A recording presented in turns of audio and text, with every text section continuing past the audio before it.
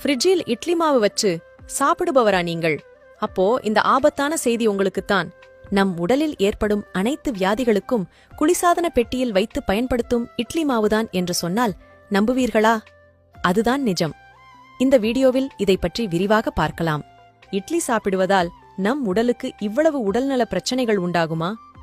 சுமார் 10 வருடத்திற்கும் மேலாக நம் நாட்டில் காலை மற்றும் இரவு டிபன் தான் சாப்பிடுவோம்.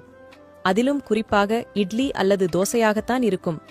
இந்த 10 வருட காலத்தில்தான் வாயு பிரச்சனை, அல்சர், ஆஸ்துமா, மூலநோய், குடல் சார்ந்த பிரச்சனைகள், குடல் புற்றுநோய் மற்றும் வாயிலிருந்து ஆசனவாய் வரை நிறைய பிரச்சனைகளை சந்திக்கின்றோம்.